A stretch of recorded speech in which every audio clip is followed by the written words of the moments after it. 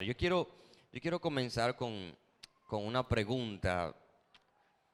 Si, si tuvieras que definir quién Dios es para ti, ¿qué tú dirías? Si alguien te preguntara, ¿quién es Dios para ti? ¿Qué tú dirías? Yo creo que la definición que tenemos de Dios influye de manera directa en cómo nos relacionamos con Él.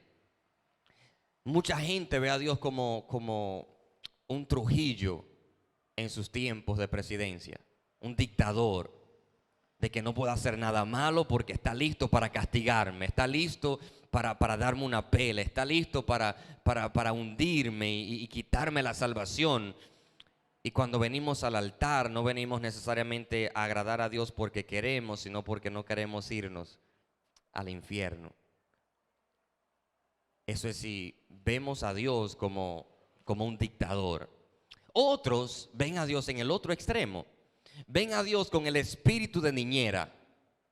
Ahí todo está bien, estate tranquilo, sigue haciendo lo que estás haciendo, yo no te voy a quitar la salvación, haz lo que tú quieras. Y eso tiene mucho que ver en cómo nos relacionamos con Dios, porque a veces venimos a Dios no a dar lo mejor de nosotros, porque entendemos que Dios no nos exige lo mejor. Y si algo es Dios, es delicado y exigente con la adoración que le damos. Alguien dígame amén.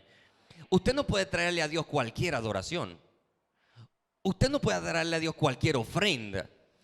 La Biblia dice, no le traeré a Dios nada que no me cueste. La Biblia dice que la adoración que Dios recibe, la ofrenda que Dios recibe, es la primera, la que se da con la actitud de adoración. No podemos venir a Dios simplemente con la actitud de que Él es una niñera y va a apoyar todo lo que hacemos y todo está bien y la salvación es gratis, la salvación no se pierde, yo puedo hacer lo que quiera y estoy aquí, amén. Ese es otro extremo. Otros ven a un Dios estático, a un Dios que no se mueve, un Dios que no hace nada, un Dios que no está activo en el día de hoy. Y eso tiene mucho que ver porque cuando le pedimos a Dios, ¿cómo le pedimos que se mueva si está estático? ¿Cómo le pedimos que sane si Él no está activo en el día de hoy? ¿Cómo le pedimos que intervenga en nuestras vidas si Él no está de una manera u otra relacionado con la humanidad? Pero quizás pensamos y estamos en el otro extremo. Pero yo quiero que entendamos hoy que la verdadera definición de quien Dios es para nosotros es Abba, Padre. Diga conmigo, Abba, Padre. ¿Qué significa Abba, Padre? ¿Qué significa Abba, Padre? Quizás si yo le pregunto, ¿quién es Dios para ti? Dijeras que Dios es un Padre para ti. ¿O sería Dios un dictador que está listo para maltratarte cuando haces algo mal? ¿Estás viendo a Dios como un padre o como una niñera que está dispuesto a apoyarte todo y a no corregirte? ¿Cómo estás viendo a Dios? ¿Cuáles son tus lentes a través del cual tú estás viendo a Dios? Y quizás algunos de ustedes me dirán, claro que yo veo a Dios como un padre. Yo oro diciendo, Padre Celestial. Claro que yo sé que Dios es mi Padre. Pero la pregunta que quiero hacerte, si sabes que Dios es tu Padre, es ¿cuál es la percepción que tienes de un padre? Cuando tú piensas en un padre, ¿en qué piensas? Porque a veces el punto de referencia que tenemos es nuestro padre terrenal. Un padre que faltó, un padre irresponsable, un padre que no estuvo con nosotros, un padre que nos maltrató más de la cuenta, un padre que no nos entendió, un padre que estaba ahí para darnos pelas todo el tiempo, un padre que no nos apoyaba, un padre que no iba a la escuela. ¿Cuál es el punto de referencia que tenemos de lo que un padre es? Porque si entendemos que Dios es mi Padre, yo tengo que estar claro de lo que significa un padre. Y a veces el punto de referencia que tenemos no es la mejor. A veces el punto de referencia que tenemos es de un padre que abandona, un padre que no nos visita. Pero yo quiero que cambiemos la perspectiva hoy. Porque si en algún momento dudaste de tus padres terrenales, Si en algún momento te desilusionaste de tus padres terrenales, yo quiero decirte de que hay otra definición que no es la que tú tienes. Yo quiero decirte de que Dios no es un padre igual que como el padre irresponsable que quizás te tocó. Hay una mejor definición para lo que padre significa. Porque a veces inconscientemente traemos la definición de padre a nuestra vida espiritual y vemos a Dios como un padre que está dispuesto a pegarnos, a darnos una pela, a castigarnos, a ponernos de castigo. No un padre que nos ama. ¿Cuál es tu percepción de quién Dios es? ¿Cuál es tu percepción de padre?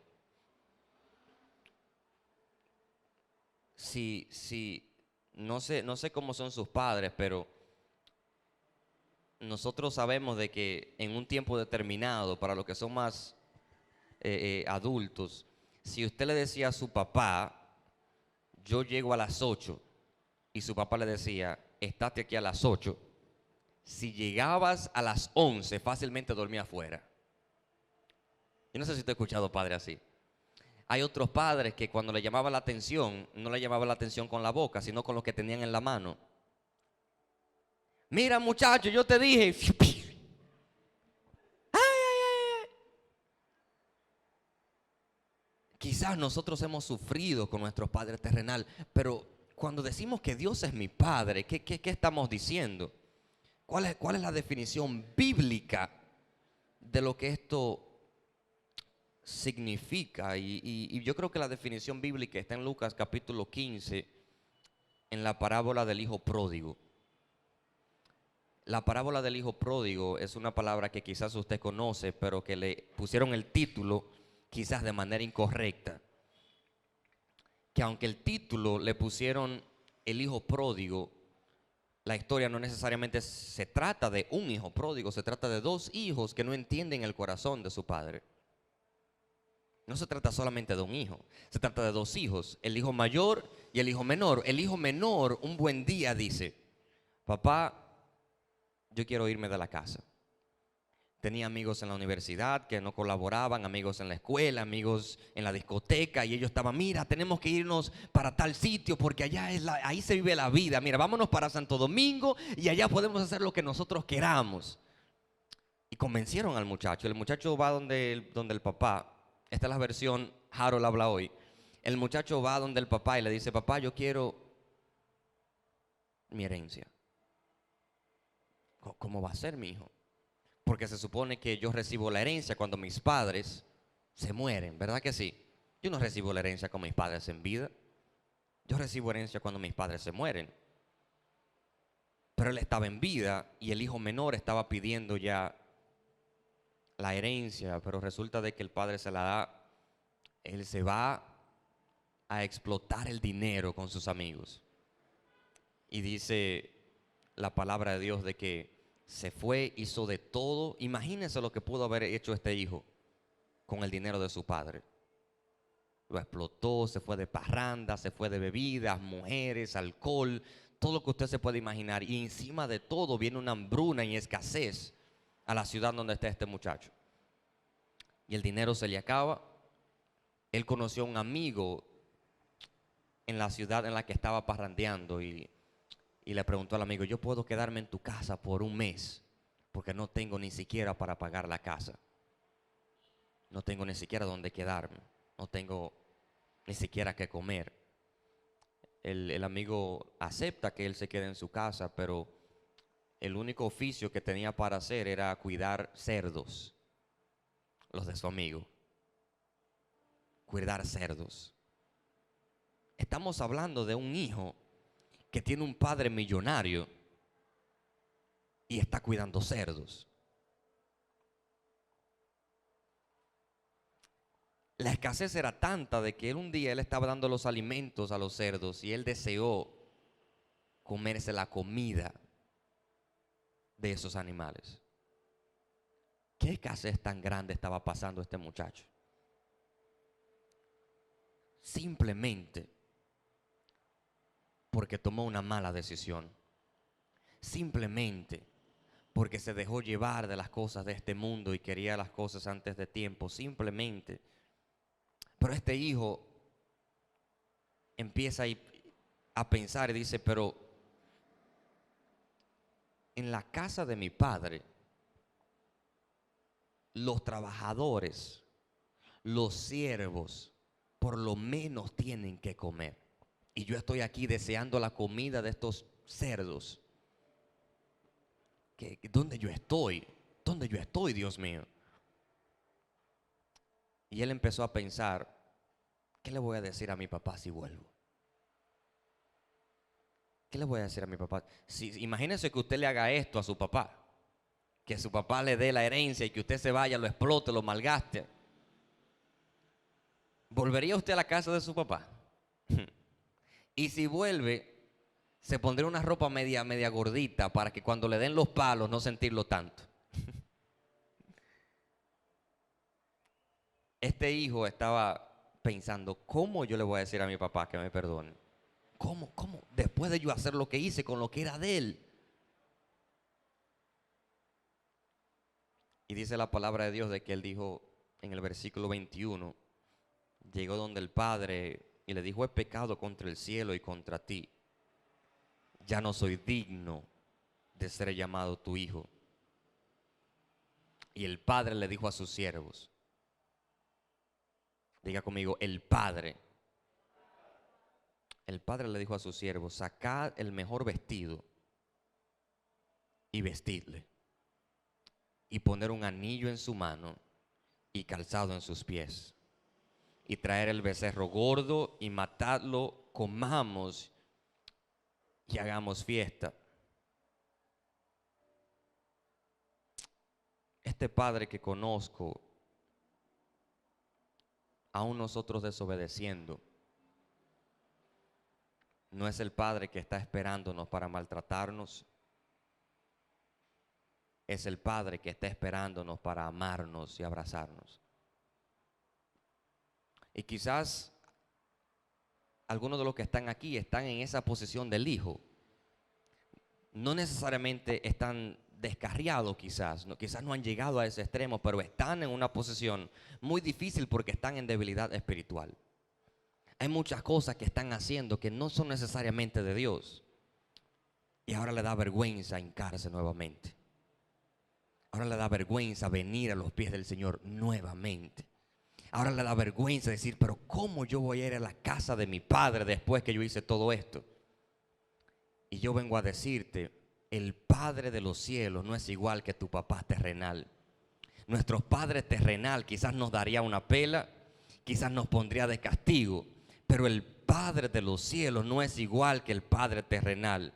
El Padre de los cielos está esperando que tú termines de decidir para abrazarte, para estar contigo, para perdonarte. No creas que el Padre está dispuesto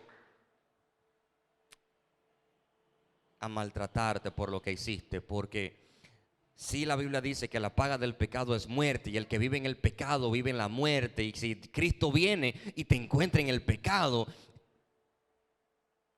tendrás una eternidad sin Él. Pero ¿cuáles son las buenas noticias? ¿Por qué el evangelio se llama evangelio? Porque Jesús vino a hacer con nosotros lo que no tiene sentido. Porque se supone de que cuando venimos a los pies del Señor, yo tenga que dar cuenta por todo lo que hice. Se supone que cuando yo venga a los pies del Señor después de los pecados que cometí, yo tenga que pagar por lo que hice. Pero por eso Jesús es el evangelio. Y el evangelio es buenas noticias. Porque aun cuando nosotros merecíamos pagar por nuestros pecados, hace más de 2000 años, Él dijo, yo me entrego por ti. Él dijo, yo me entrego por la humanidad. Los amo tanto, los amo tanto. Ese es el Padre del que la Biblia habla, que teniendo otros medios envió a su Hijo a morir por nosotros. Pero quizás no estés en esa baja espiritual, quizás estés bien espiritualmente de una manera u otra. Y todavía vemos a Dios como un padre, pero como un padre en griego, no en arameo. Déjame explicar esto. Muchos de nosotros vemos a Dios como padre en griego, no en arameo. Yo quiero explicar esta parte porque es muy importante. Porque muchos de nosotros hemos estado viviendo como hijos en griego, no en arameo. Yo quiero explicar un poquito de contexto histórico de cuál es la diferencia entre padre en griego y padre en arameo. La Septuaginta es la Biblia que se tradujo del hebreo al griego, del original al griego. Cuando hablo de Biblia no me refiero necesariamente al Nuevo Testamento, sino al Antiguo Testamento. Se tradujo del hebreo al griego. ¿Por qué se tradujo la Septuaginta? Bueno, hay varias teorías. Hay una teoría que habla de que en Egipto había una gran biblioteca y que Ptolomeo el VI quería poner la traducción de la Biblia en griego en su biblioteca, porque era una biblioteca de renombre, una biblioteca conocida, y la Biblia se había dado a conocer hasta cierto punto, y él quería una traducción de la Biblia, pero en griego para que sea entendible, porque era el lenguaje del imperio, del lugar. Pero hay otra interpretación a esto, hay otra teoría que dice que los cristianos de la diáspora se habían dispersado como por todo el mundo antiguo, y como no estaban en su casa, empezaron a aprender el idioma que hablaban donde crecieron. Entonces ellos empezaron a multiplicarse, a multiplicarse, a multiplicarse. Entonces es como que, imagínense, un dominicano se muda a Estados Unidos, o Estados Unidos conquista República Dominicana, y nosotros nos vamos a Estados Unidos, y después nuestros hijos empiezan a hablar inglés y español. El hijo de mi hijo empieza a hablar mucho inglés y poco español. Después el tataranieto mío ya habla más inglés y habla un poquitico de español. Eso era lo que estaba pasando en aquellos tiempos, de acuerdo a esta otra teoría, de que ya por la diáspora judía, muchos judíos estaban creciendo con no con el arameo como su idioma principal, sino con el griego, porque era el imperio del lugar. Entonces ellos hacen la Septuaginta para alcanzar a esos judíos que hablaban más griego que arameo. ¿Me van siguiendo? Alguien dígame amén. Se hace la Septuaginta y es interesante porque la palabra padre en la Septuaginta, en griego, se dice pater. Pater significa padre, pero la percepción de pater es padre como si fuera mi amo. Es la relación que tendría un ciudadano con un presidente. Mucho respeto, usted allá, yo por acá. Mucho respeto, yo sé que eres mi padre y yo tengo que arrodillarme y venir donde usted y hacerle honra y hacerle todo lo que yo pueda hacerle, porque usted es como mi amo, mi padre. Así es como el griego traduce padre, pater. Pero en el arameo, la traducción de padre es Abba. Abba significa padre, no el padre distante del griego, sino que la traducción de Abba en el arameo es la traducción de cómo llamaría un niño a su papá. Pater es en griego y significa padre, pero con una relación de respeto, de tú a tú, de usted a tú. Pero Abba significa padre, el padre que llama a un niño cuando está en problemas, papá. Y es muy interesante esto porque en Gálatas capítulo 4, lo que leímos al principio, no hace referencia a pater, sino a Abba. Pero ¿a qué está haciendo referencia? Bueno, si nosotros vamos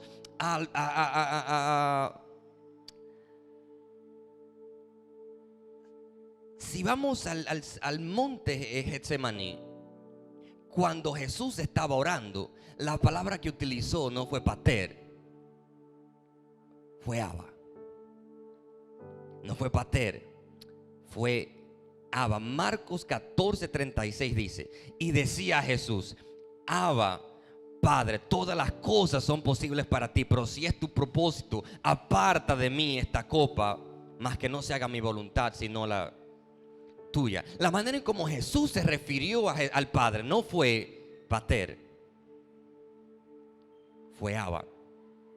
Cuando Pablo hace la referencia de que nosotros tenemos espíritu de hijos y podamos llamar al Padre Abba, está haciendo referencia a cómo Jesús, cuando se sintió bajo presión, llamó a su Padre.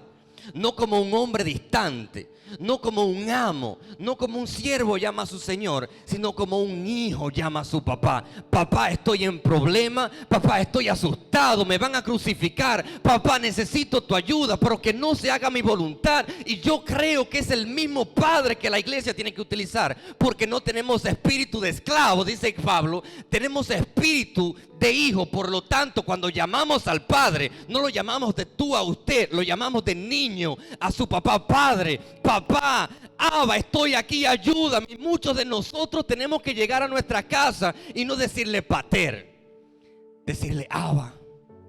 Papá, estoy en problemas. Papá, me siento solo.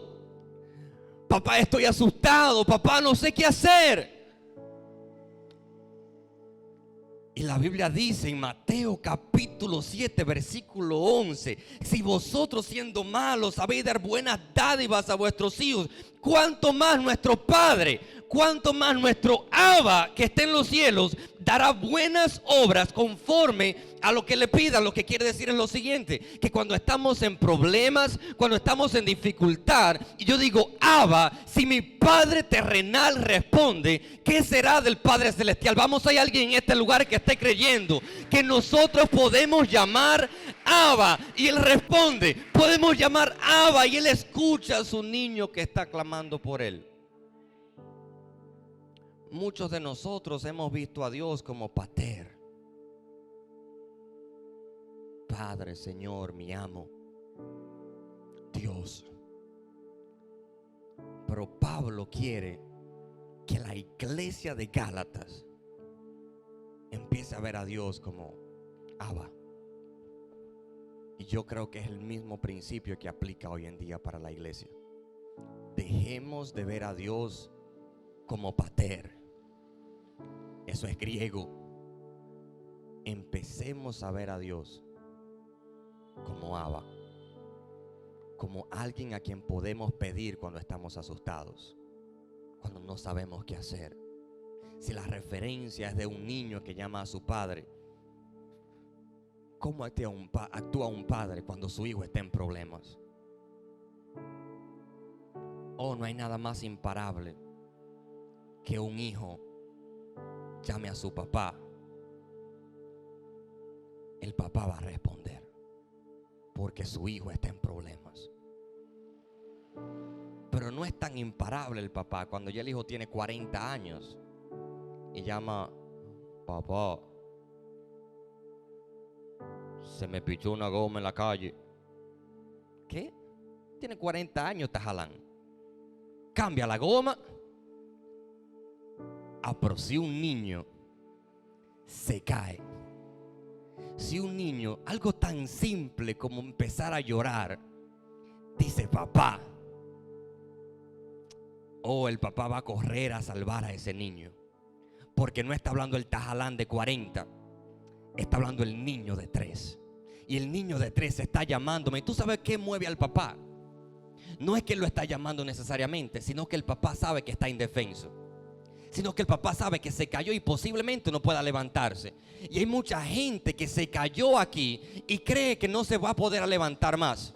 Y yo vengo a decirte, si tú clamas a Dios no como el Tajalán de 40, sino como el Abba de 3, como el niño de 3 que grita Abba, Padre, Abba, Padre, Abba, padres, si tenemos el coraje de decir, Señor, yo soy como un niño y no sé qué hacer, mientras estemos actuando como niños de 40 años, no le voy a garantizar que nada va a suceder. Pero el momento en el que usted diga Abba, porque Abba hace alusión a dependencia, paterno. Abba hace alusión a necesidad. Papá, te llamo porque necesito de ti. Y yo quiero motivarle a alguien en este lugar que si necesitas a Jesús, que te tires de rodilla en tu casa y le digas, Abba, estoy aquí, te necesito. Abba, estoy aquí y no sé qué hacer. Abba, no sé cómo manejar esta situación. Papá, te necesito.